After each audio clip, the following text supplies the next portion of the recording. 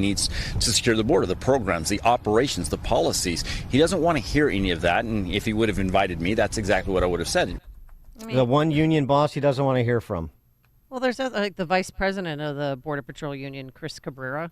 He was on NBC News saying, the Border Patrol, we all think that Biden should not have reversed Trump's border policies. Yeah. He even said they were effective for us as Border Patrol agents in securing this country. Which is why there's no invite, as Brandon Judd said. He doesn't want to hear from him. Right. For more on this, please be joined by Bret Baier, host of Fox News Special Report, 5 p.m. Chicago time, weekdays, of course. Best-selling author of To Rescue the Constitution, George Washington and the Fragile American Experiment, and The History Club, Duel Across Time, which is a graphic novel. Bret, thanks for joining us. Appreciate it. Morning. So the White House thinks that this, Republicans are being obstructionist rap is going to work. This is the best they can come up with. They're going to stick with it. It is definitely the thing that they can come up with, and it, for some on some cable channels, they can grasp onto it and run with it. The problem is there are other facts, as you guys were laying out.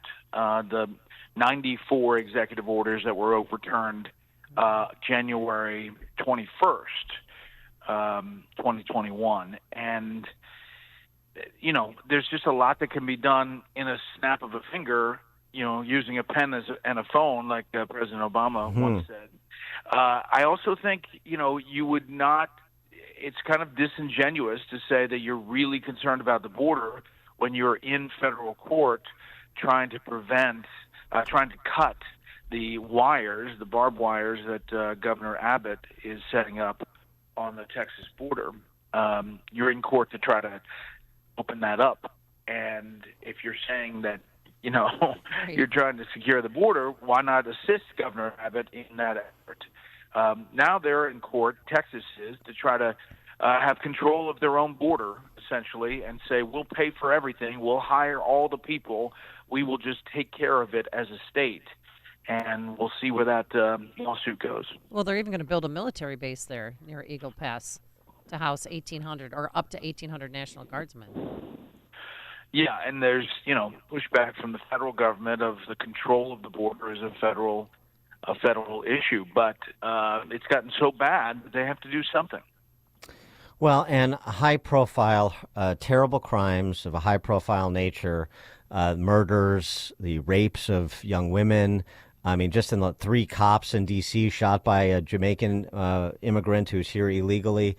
I mean, that stuff resonates, not to mention the migrant shelters that are going up in Tony neighborhoods in Boston and New York and Chicago. That resonates, too. Resonates so much that Eric Adams in New York is starting to say, we need to be able to turn people who commit crimes in New York and are in this country illegally over to ICE, which is, it's a modest turn, but it's a distinct one nonetheless. So they've got problems sort of inside their party, inside the base camp for the Democrats, which is the big cities. And the suburbs, too, when you see that sort of criminal activity that is, and the backstory is many interactions with law enforcement, this could have been prevented, and we didn't do it. It's just, you just can't spin your way out of that by talking about inside the Beltway politics. You're right, and it is affecting blue states and blue cities and sanctuary cities who don't want to be sanctuary cities anymore. It is a real issue that has now driven to the top of issues that people care about for this election. And it's pretty stunning if you think about this issue. We thought it was going to make a big difference in 2022. It didn't. It was kind of overshadowed by abortion and threat to democracy.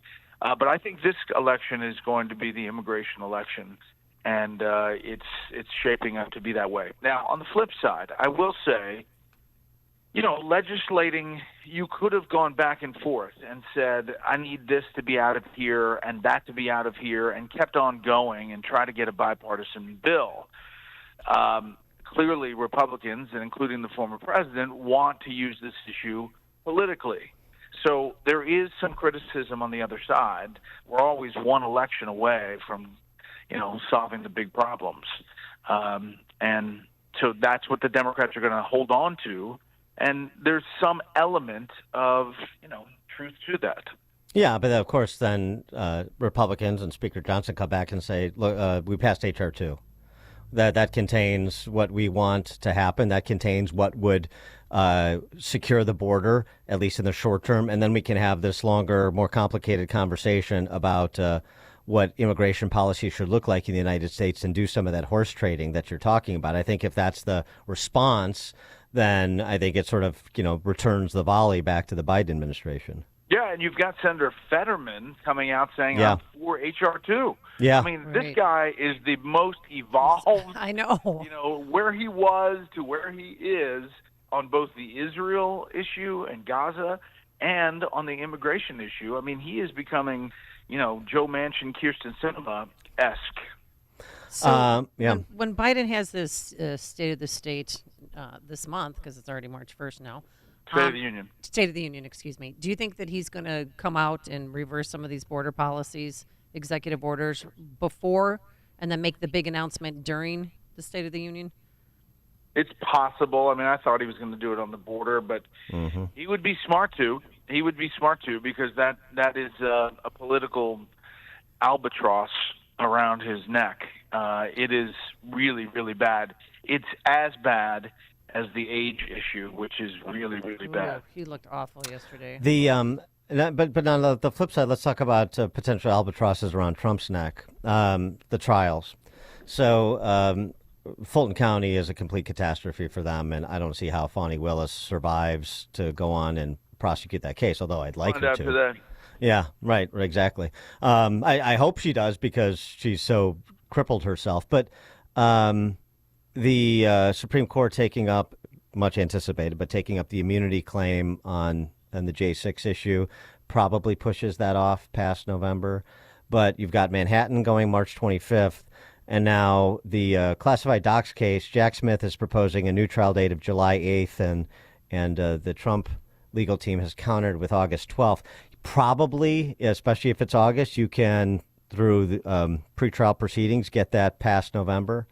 But the prospect of Manhattan and possibly the classified docs case, I mean, these are still real wild cards in my estimation in terms of how the public will react if Trump is convicted, no matter how much attention has been drawn to them pre-trial, and the mentality, the convicted felon, and the advertising of we can't have a convicted felon in the White House if that should come to pass.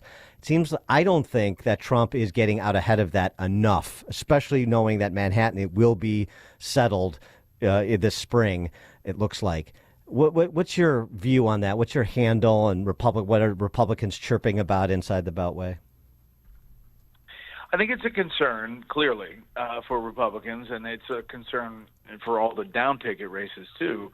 But they look at Manhattan as the flimsiest of the cases, the most apt for appeal, the most easily talked about as this was totally unfair. They look at the docs case as something that is going to take a while. Even if you get to July 8th for the trial, you have so many issues on classification for the lawyers to get to a level of clearance that it's just going to take a long time for all of that to happen. I think that's the most that's the biggest threat. Personally, I think that the docs case getting done before the election could be the biggest threat to him. But he has effectively said this whole bunch of cases, everything from the civil to the criminal to the January 6th to the docs, is an effort to take him down politically. And it's easy to connect those dots for somebody looking at it big picture. I mean, there's a lot of stuff happening at the same time, all trying to speed up before the election, which is pretty telling. Well, right. And the other thing, too, that we're seeing, particularly with respect to Fulton County, is a pretty strong circumstantial case, or at least it's coming into focus, that there was some Biden White House involvement with the Fulton County State's Attorney's Office in cooking up that case. Which if that comes to pass in not just what it is now, circumstantial, and if it becomes hard evidence, that's a dagger for not only that, but probably for a number of other cases. He is Bret Baier, host of Fox News Special Report, weekdays 5 p.m., best-selling author of To Rescue the Constitution, George Washington and the Fragile American Experiment, and The History Club, Duel Across Time, which is a graphic novel. Bret, thank you as always. Appreciate it. Thanks a lot. Thank you. And he joined us on our turnkey.pro answer line. It's like a hot, steaming cup of information to start your day. It's Chicago's Morning Answer on AM 560. The Answer. In a big city like Chicago, we all know that there are challenges, especially for children. But behind the staggering statistics we often hear about, there are real kids who need support to overcome these barriers. That's what By the Hand Club for Kids is